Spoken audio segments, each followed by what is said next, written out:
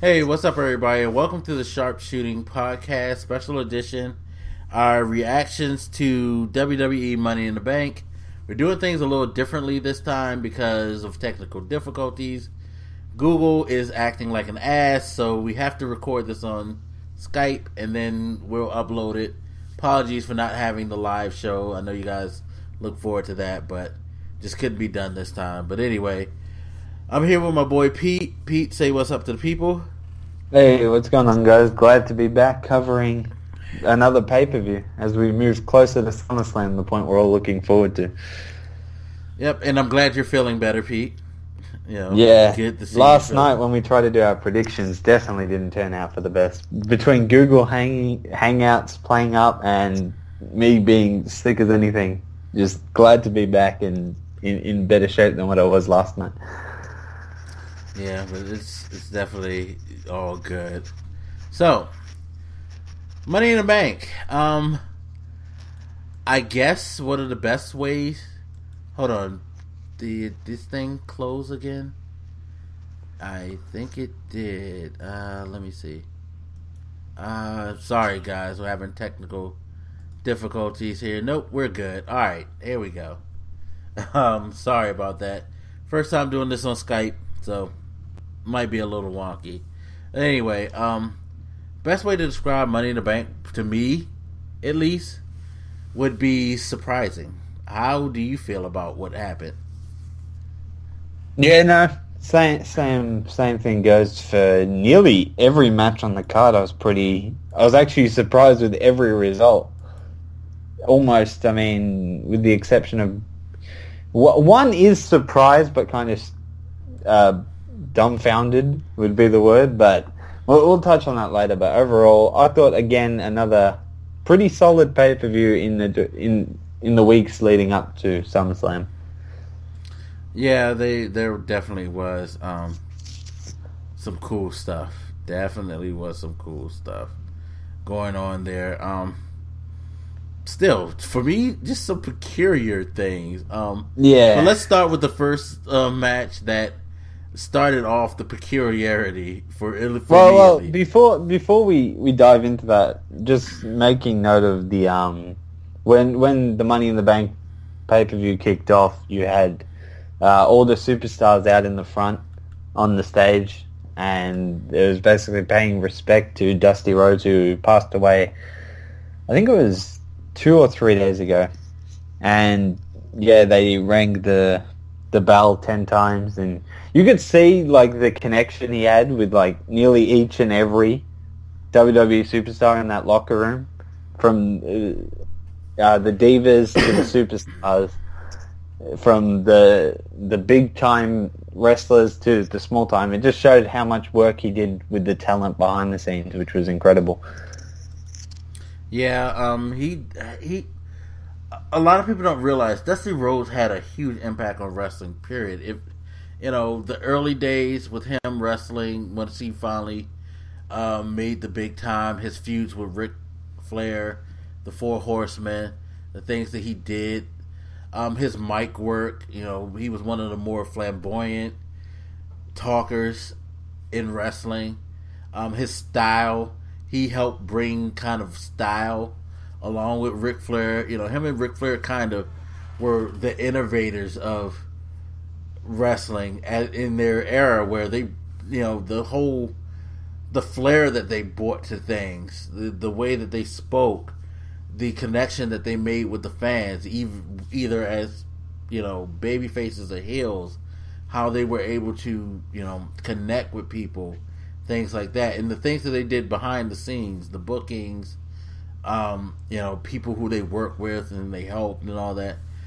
He had a huge impact, and for me, it was really sad to hear him pass, because I grew up in that era of the early NWA stuff and the territory wrestling, where I would see these guys on syndicated TV on local channels when I used to, as a small boy in Savannah, Georgia, looking at their rivalries, listening to their promos and things like that.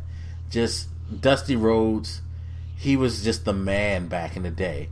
And his voice, That's the thing that I think will impact me most is his voice. He has such a distinctive talking style and that accent. Everybody likes to mimic that accent and the way he talks. He's just so awesome. Love Dusty Rhodes. Yeah, we'll definitely have, like, the WWE will always have fond memories of him. Same with the fans. It was good to see the fans themselves chant all that stuff and pay respects that way. As far as his two children go with Stardust, Cody Rhodes and Gold Dustin, I'm not sure as to a return. It's obviously going to be a lot harder for them, being that he was always around the industry with them.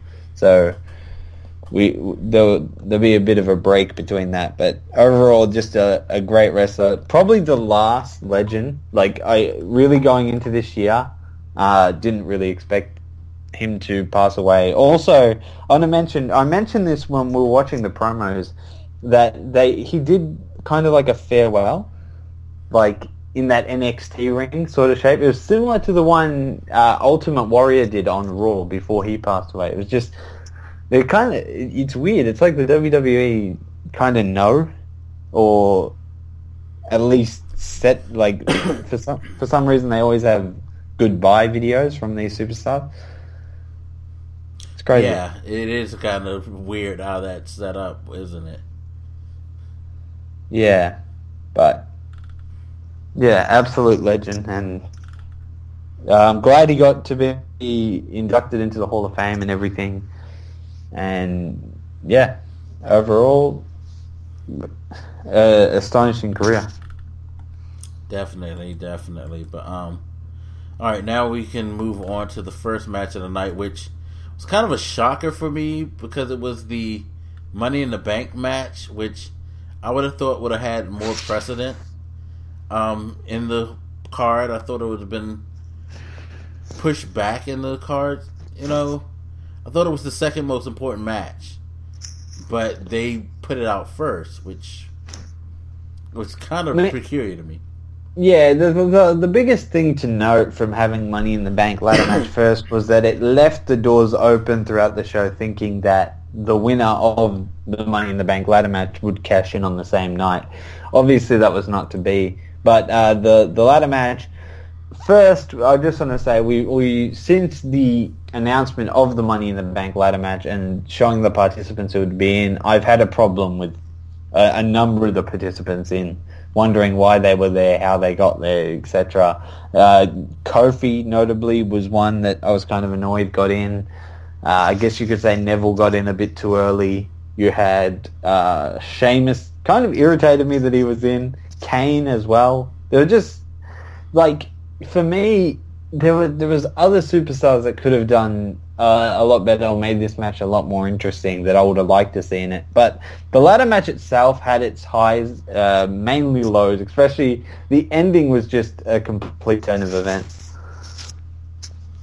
Yeah, the ending, the ending. I was just shocked. I mean, overall, it was a cool match. You had a lot of craziness going on, high spots. Neville did his thing. I was glad to see them give Neville, like, his moments. I was super hyped when he hit the red arrow on, I believe it was Sheamus he hit it on. Yeah, he copped a mean RKO. Yeah, he caught one of Randy Orton's better RKOs. Definitely. Definitely one of Randy's better ones. But he had a great performance in the match. Yeah. Kofi, he scared me a couple of times with Kofi Kingston. I won't lie. A couple of times I saw Kofi climb that ladder, I was like, are they going to go there? But thankfully they didn't go there. That would have been an absolute nightmare. And I think they did the tease the right way with Roman Reigns. Like, a lot of people would have, myself included, seeing the card, I was like, okay, Roman Reigns has won. What are they doing next? And I thought they teased that really well. They had that built really well. He was obviously incredibly over. Backtrack before WrestleMania, you hear him getting booed out of arenas. Fast forward to now, this man's getting cheered week in, week out. What changed? He didn't get his chance. The only thing that changed is he didn't win the belt. Yeah, and I think that's what changed, is that once the sigh of relief when he didn't win WrestleMania, like everybody thought was scripted, I think people started to relax and realize, hey, this kid, he's getting better. He's cool. Vince didn't fucking force him on us like we all thought it was, so we'll give him, we'll relax on him. And I think that's what's happened over the months, is that people have relaxed on the idea of Roman Reigns being a top star. And it's kind of moved in a more organic way, because it's not like he's been pushed to the top of the card since WrestleMania and all the pay-per-views and things like that. Just like naturally things have progressed where he's gotten chances to show off and connect more. And I like that. And I actually like the way that they went with him in this match, is that while I wholeheartedly expected for him to win it, I still was pleasantly surprised when he didn't win it, because it extends the whole, this guy is still on the cusp, but he's not there yet. And it kind of, the fact that he got screwed helps establish damn, that's fucked up, Roman. Let's see if you can get back there. It makes people get on board with his journey. Yeah, no, I completely agree with that. I think the whole interference thing that cost him from winning today was definitely the right move in terms of Roman, because you want Roman out of the picture come SummerSlam, because obviously it's basically been booked after the night where Seth Rollins cashed in at WrestleMania. That following Raw, you knew that at SummerSlam, at the big event, it was going to be Brock Lesnar versus Seth Rollins in their rematch. But I thought it was a bit odd. Like I said, they obviously teased Roman about to win, and then suddenly Bray Wyatt's music hit, and he was at the bottom of the ladder. Ended up taking Roman Reigns out with his sister Abigail, which left the door open to that feud. I don't really know how they're going to play on that feud, like why Bray Wyatt did it. The only thing I can think of is the Raw previously of last week. You had Bray Wyatt get pinned by Roman Reigns. Yeah, somebody mentioned in my Twitter feed, shout-outs to you, sir. Let me look up the name because I don't want to forget. The Not So Macho Man. Daniel, thank you for mentioning it. Remember when they made Roman earn his spot and Bray was one of the contenders? Perhaps that was like their reasoning. Like he took a spot away from Bray because Bray would have got the spot if he would have won. So maybe that's the connection right there.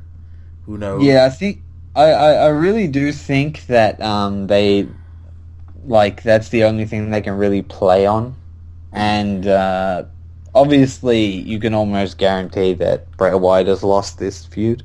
The way WWE is. Yeah, that's should have been in this Money in the Bank. He should.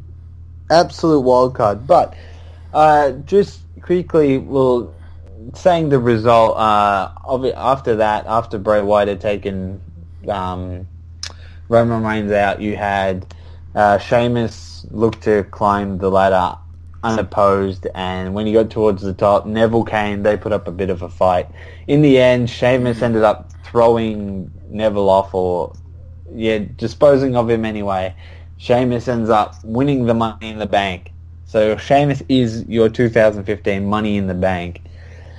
Oh, dear God.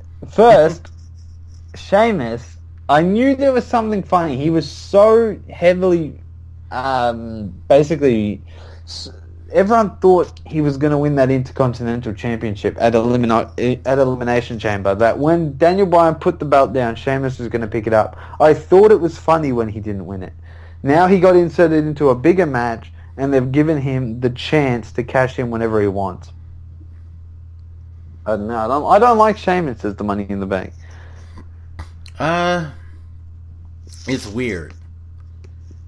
It is definitely weird that he is the one to get it. Like if Randy would have won it, I would have been like, yeah, I don't know why, but okay. If Dolph would have won it, I would have shook my head and said, damn, Dolph's gonna fail on his second cash in. You know, there were a couple of options they could have went with that it would have been like, yeah, that's strange, but understandable. Sheamus, it was that's strange. That's kind of strange, you know, because it was a very, I think it was, as much as I hate to say it, he was probably the last person I expected to win. Yeah, I could see that. I could definitely see because New Day win. As much as I'd hate it, I can still see it a bit clearer than I can see Sheamus. But Sheamus obviously being the big heel at the moment, probably the biggest heel. Very close. It's between him and Kevin Owens. Seth would be the biggest heel, I guess. But Seth is pushing. No, he's still a heel. Yeah, all right. Then Seth would be the biggest heel, quite clearly, and Sheamus is right up there for big heels, and I think that who's he going to cash it in on? That's the thing. Does he cash it in on another heel? Yeah, that's the thing that confuses me about him winning is that I don't know who they would set up as the one for Sheamus to cash this in on. You know, it's like maybe down the road, Reigns gets it and he cashes it in on him. That's the only thing I can come up with, but I don't know. I was.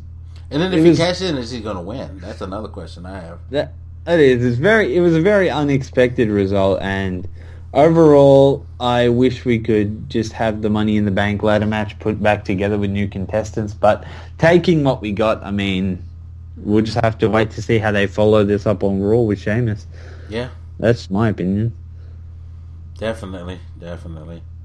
So, with that match out of the way, a very sour, knowing that the pay-per-view is called Money in the Bank, and the Money in the Bank match didn't really deliver. We'll move on to the second match of the night, which was Nikki Bella versus Paige for the Divas Championship, and I almost called it. Oh no, I did call it in a way. Almost. Okay, so when Nikki Bella came out and I saw that Brie Bella wasn't with Nikki Bella, I knew that there was something odd that they were going to attempt Twin Magic, and I did mention on Twitter, so it was Nikki Bella versus Paige. I said on Twitter that Nikki Bella would do Twin Magic with Brie, and then Brie would get pinned by Paige. And this match, I gotta say, the Divas division is getting a tiny bit better. A lot of people don't like Nikki Bella as champion because of the fact that she's pushing ever so close to Paige's all-time reign. I mean, Paige held it for 295. AJ. You had AJ's reign of 295 days, and now Nikki Bella's just hit 203 days after retaining today, which is, I mean, do we really think that she might hold it for another 62 days? That's quite a while. At the same time, who are they going to line up to beat her? Fair point. But overall, I think Nikki's getting better with the belt, as a diva. Some of her moves are just crazy. That elbow finisher, I like that. I think that's something different in the Divas division. It's a lot more rough. Lets them really come out. The rack attack's unique, but obviously the name is kind of obvious as to why it goes for it. But in terms of this match, it just I don't know why Paige just always gets Divas titles on. She's obviously a great wrestler. Don't get me wrong, but I need to see Natalia or Where is Natalya? Or maybe like Tamina. That they need to go a different route. They can't just switch between Paige and Naomi constantly. Yeah, I agree. And Twin Magic, how that still works, baffles me. Yeah. The body types are just like... Although I will say this. They got very, very clever when Brie came out and Paige pins her thinking she won the title. And you see Brie pull out the tissue of the show. Hey, these aren't really my breasts. I thought that was hilarious. I thought that was extra hilarious. At that point, they should have rang the bell and said, Paige wins by disqualification. Yeah. Instead, the match continued. By the way, they never rang the bell again to continue the match. Nikki Bella ends up doing the elbow when Paige turns around, hits her with the rack attack, ends up pinning her, retaining her Divas Championship.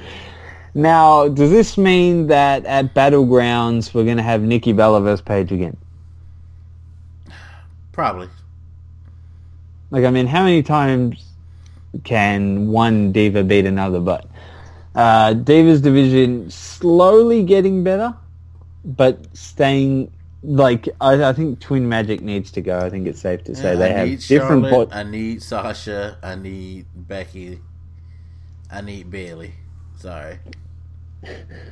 Fair point. But moving right along, this is probably going to be our quickest match to cover because holy shit. So the third match of the night was Ryback versus Big Show for the Intercontinental Championship. And this was pathetic. Yeah, a perfect term for it. It was a match that I could give a fuck about. The only match that I could give a fuck less about was the pre-show. That would be Wade Barrett and R-Truth. Who, by the way, R-Truth won. Why? I fucking don't know. Why this guy is getting his push that he's getting. He's having the year of his life, but... Yeah, definitely. But, first... Why was The Miz there? Why was The Miz on commentary? I know that the Big Show ended up like beating, throwing The Miz out of the ring on, I think it was SmackDown. Yeah, and then they did The Miz TV and... Yeah, like that stuff is irritating. The Miz shouldn't be anywhere near. Who would have thought that when The Miz and Mizdow broke up, that The Miz would go on to bigger heights? Yeah, it's like they didn't give Sandow any chance at all, but The Miz is still fucking relevant. Oh my god. It will never work out how he does it. He must do some crazy stuff behind the scenes that we're not seeing, because just honestly he's been all over the place. But Ryback vs. Big Show... I'll say the first 15 seconds was pretty entertaining. We thought Ryback was going to just squash the Big Show. Yeah, he was really taking it to the Big Show at first. Hit him with the meat hook clothesline.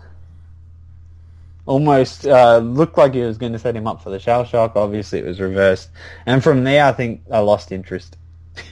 This was a real snooze match, to be honest. I mean, the only thing you could have looked forward to if you were a fan of the WWE, or more should I say, if you're a fan of Ryback, or the big Ryback in particular, was Ryback giving the Big Show the shell shock. I think that was the moment everyone was looking for. And like I said, Miz was on commentary, and the ending was just stupid. You had the Big Show throw Ryback into the ring, and then when he goes to follow him in, the Miz comes from behind with the microphone and starts like beating them up. So Big Show wins by disqualification, which means he's going to get another shot at the title, which means at Battlegrounds it's more than likely going to be Ryback versus Big Show versus The Miz. Yep, and nobody's going to want to watch that shit. Fuck you, WWE. So that should have been... You know how they have the hashtag where it would have been like Ryback versus Big Show? It should have been fuck you, WWE. Yeah, definitely. Because that shit was junk. But they're so lucky, match 4 saved that horrible shit, that was enough to make you consider turning off the pay-per-view. That, but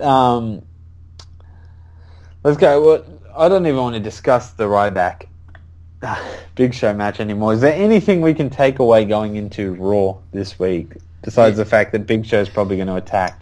Yeah, we're going to need a new IC champion, or we're going to need this IC champion to have better matches. That's just it. Like, no Big Show, no Miz. You want us to take Ryback seriously? Give him some serious opponents. Like, why isn't he facing the people that he actually fought in that match for the belt? I would appreciate that a lot more. Yeah, the Elimination Chamber. People that were actually fighting for the belt. I mean, you have so many superstars that are just hovering around that area that could really put a good match on with him. But WWE have chosen to bring the Big Show back, and Jesus Christ, that guy knows how to stick around the WWE.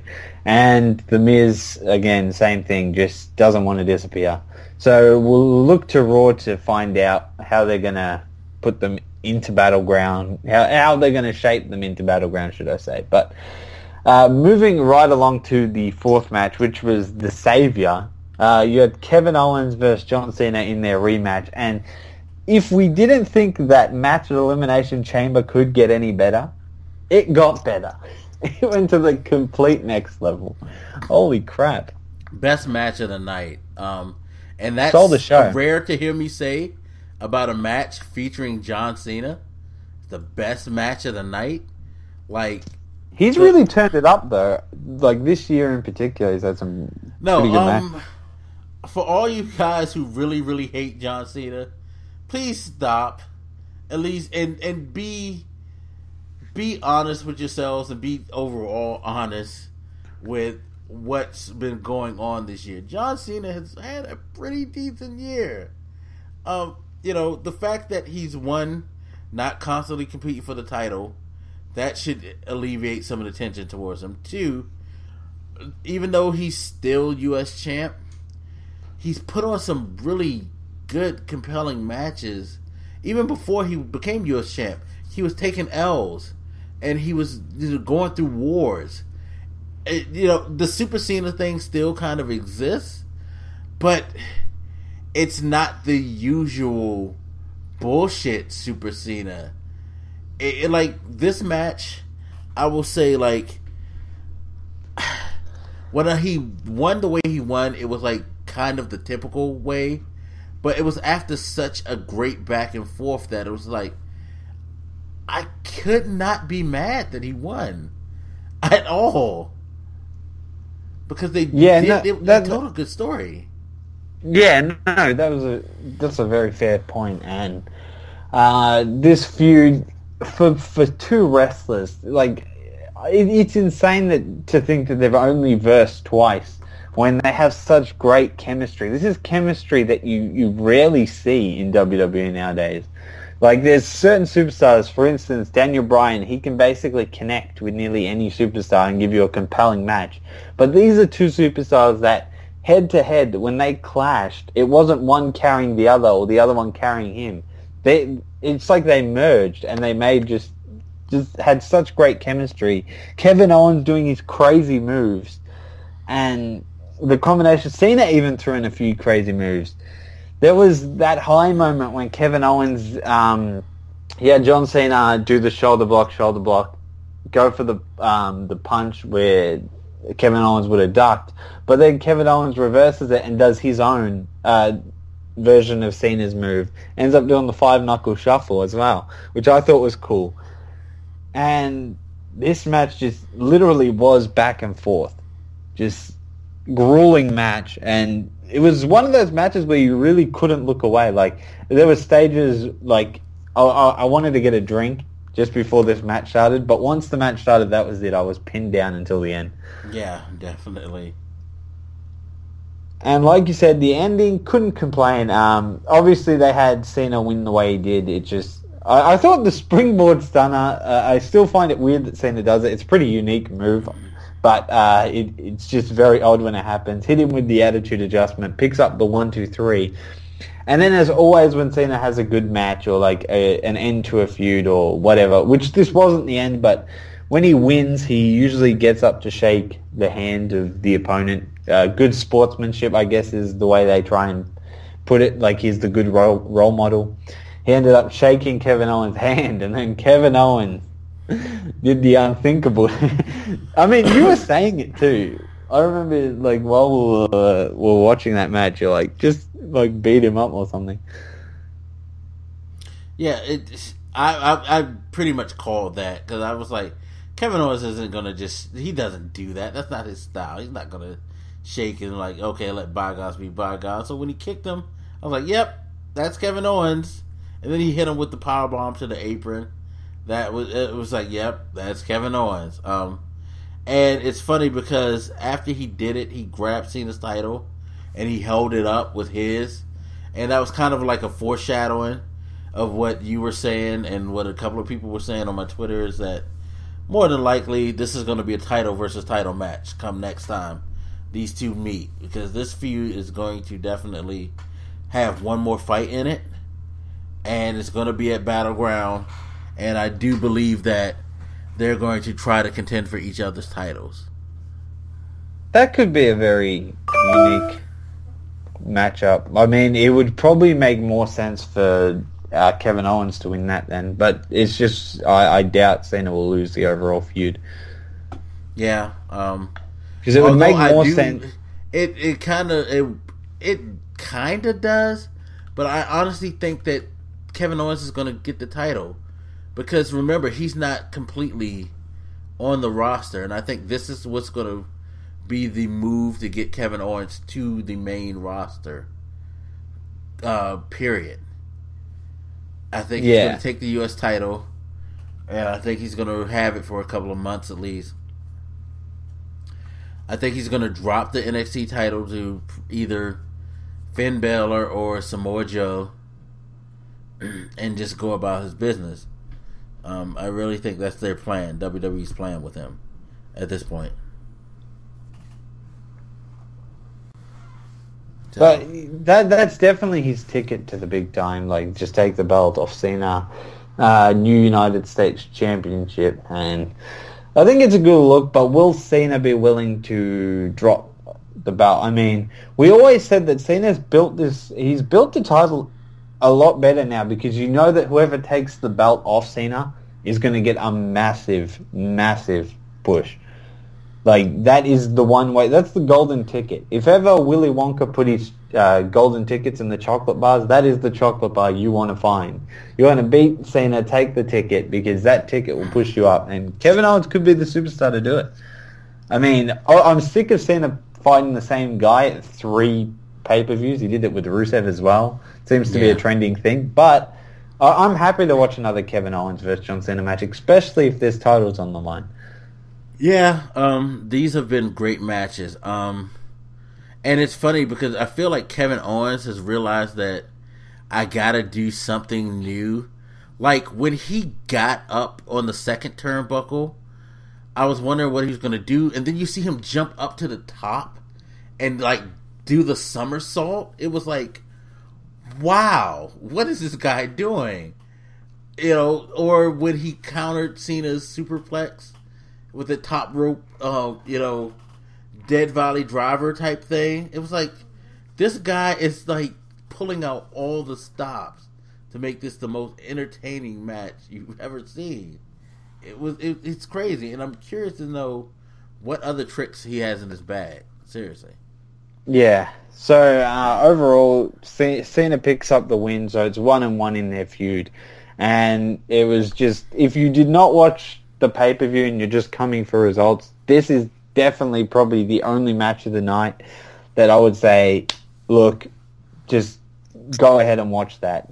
100% I can say, if you're a wrestling fan, you will 100% enjoy that match. Yeah, definitely. So, I agree. Again, interested to see on Raw how they do this, because Cena obviously ended up getting the power bomb onto the side of the ring. So you're going to see Kevin Owens come out and talk about his loss and all that, and we'll see where the future lies for that feud.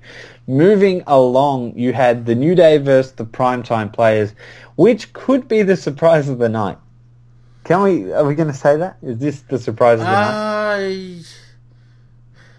I guess you can say that. I mean, Sheamus was a huge surprise, but I can definitely say I didn't expect the New Day to walk out without the belts. Definitely.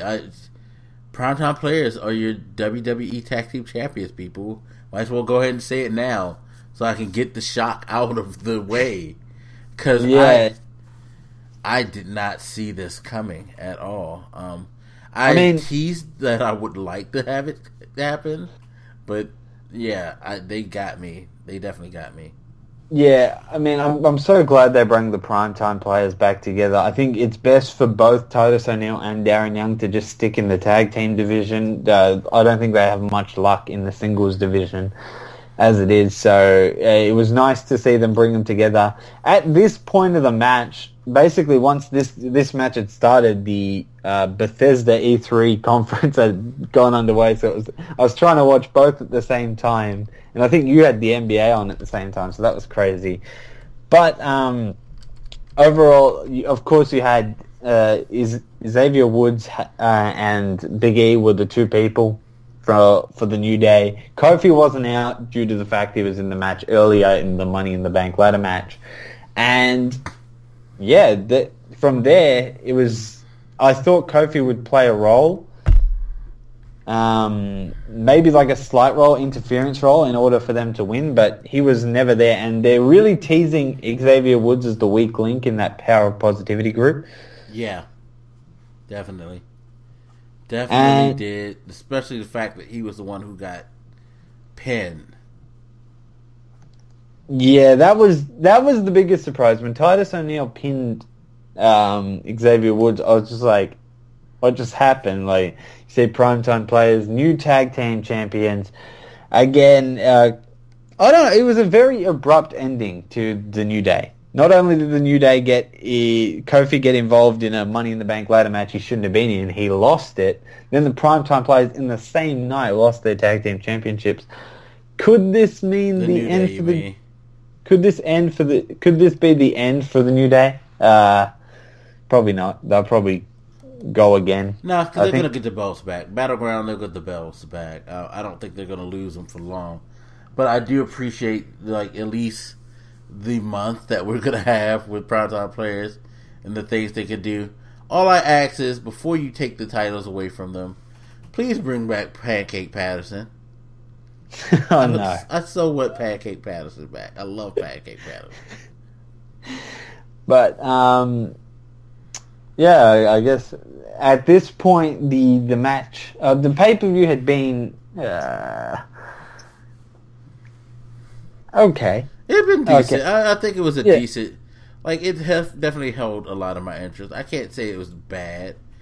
Like I said, there were just some shocking things that you didn't expect. That's all. Yeah, that's the easiest way to put it. And the main event, you pointed out to me when the main event was showing its promos and stuff that this was going to be one hell of a long match. Like, yeah. Overall, I think it was like 2 hours and 10 minutes in of a 3-hour pay-per-view, and they were getting ready for the main event. You're like, shit, these guys are really going to go at it. So the main event, obviously, you had Seth Rollins without the Authority, so without J&J Security, without Kane, without Triple H, without Stephanie McMahon. This was the first pay-per-view with the World Heavyweight Championship that I can remember for quite a while where the Authority didn't try and get involved, especially on Seth Rollins' end. And it made the main event a whole lot better, knowing that Dean Ambrose wasn't going to have to overcome like 5 people to get a shot at that belt. So overall, the match was just insane. Like, these two guys just didn't even care. Literally did not even care about their safety. Yeah, and I think part of that was because I think the Cena Owens match was so good. I felt like they probably went into there thinking, we got to do something to top this. So they were trying their best to top that match. You always want your main event to be the best match. and they tried their damnedest to make it the best match by trying to kill each other, literally. I really feel like they were really trying to kill each other at one point, especially Seth. When Seth was just like making the different setups to, like when he tried to throw Dean through the ladder and it got reversed on him, and things like that, or like that fucking running power bomb that he throws him into the railing. Like, I think we both literally thought that Dean was not going to get up from that. Like, seriously.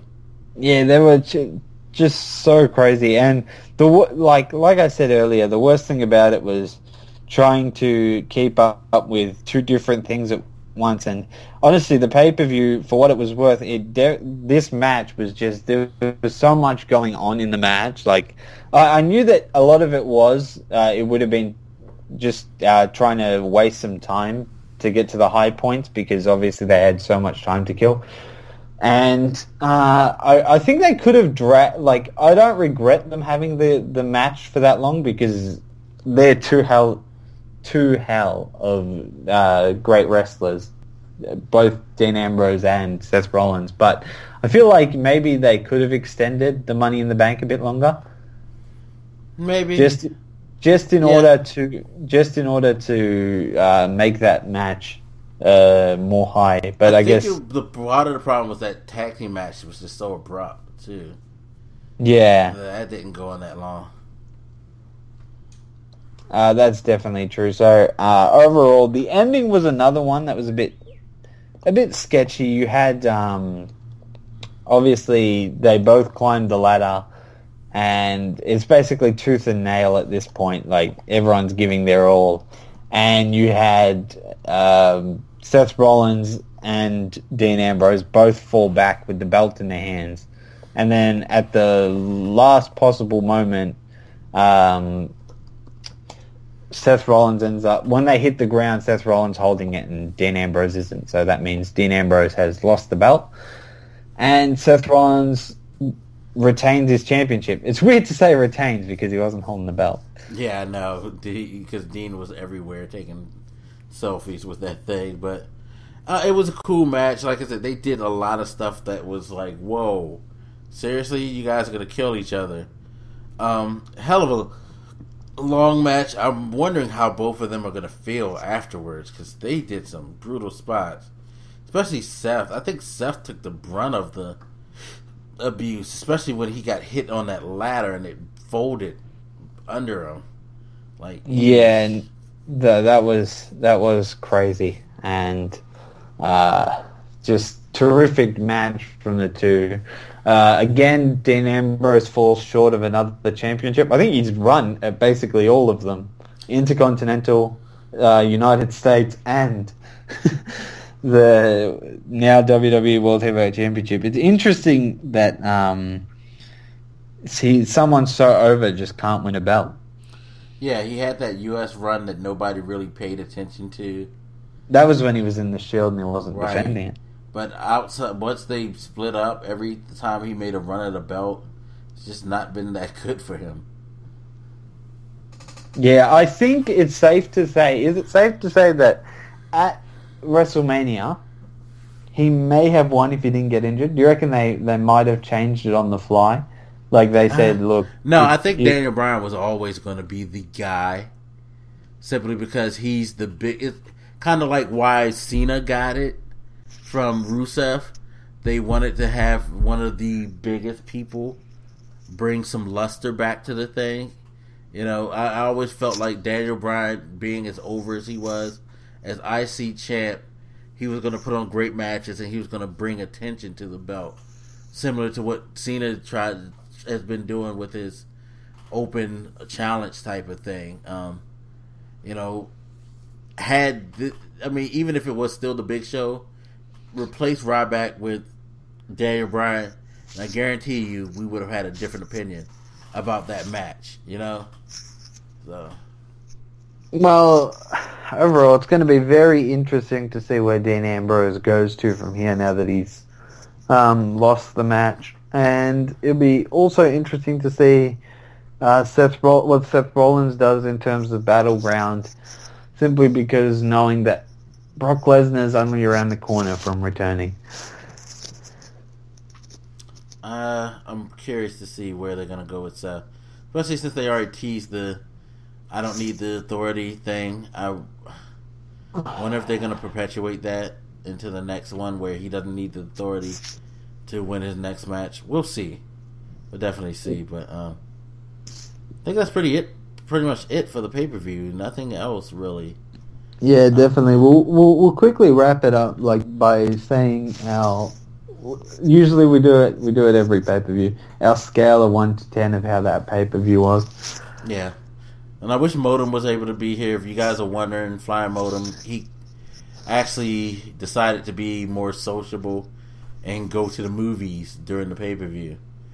So, but he'll be here tomorrow for the Raw review and all that. So you'll get his opinions sometime this week. But alright, so my score for the pay-per-view, I definitely give it an 8.5. I thought it was really good. I might be being a little biased in my scoring only because I really wasn't feeling the Sheamus winning. And I guess that kind of threw me for a loop. And there were a couple of matches too that I just felt like they shouldn't have done. Like the Big Show Ryback just shouldn't have been there. But I understand, title shot is what it is. But I give it an 8.5. Yeah, I would have to go probably a 7.5. Like for me, just overall, there was a few things that could have changed. I think if a 7.5 might be harsh. I'd go towards an 8.5 simply because that Cena match and Kevin Owens really did go the distance. There wasn't an awful lot to complain about, but there was, in a sense, there was a few issues that I had. Like for me personally, you had Sheamus. I didn't like you. I didn't really feel him winning. I didn't really feel the contestants that were in the Money in the Bank. I didn't like the Twin Magic the way that was, simply because, like you said, a little thing, a lot of people won't pick up on it, but it's something you've noticed and I've now noticed.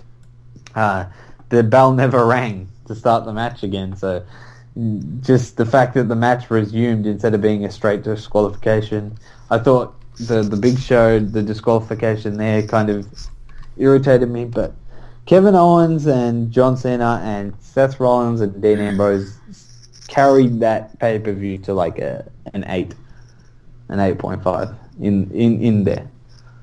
Yeah, definitely. But hey, it was entertaining, definitely.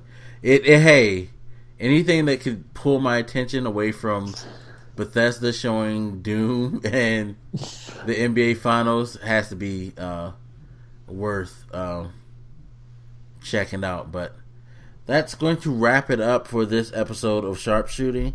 We thank you guys for watching. Sorry we couldn't do it live, but hey, technical difficulties, whatnot, and all that. But definitely be on the lookout for the Raw Weekly WWE review. Definitely look out for Flying Modem. Again, sorry he couldn't be here, but hey, things happen. But he definitely will be here next time. Alright, Pete, go ahead and say bye to the people. Guys, be sure to leave your thoughts on the pay-per-view in the comment section below. We'd definitely like to hear that. And yeah, catch us tomorrow with Flying Modem, discussing Raw and all the events that unfold on there. Yep, definitely. And to reiterate what Pete said, we appreciate you guys checking it out. Leave your comments. And we will see you on the next Sharpshooting podcast. All right, y'all. We're out of here. Peace.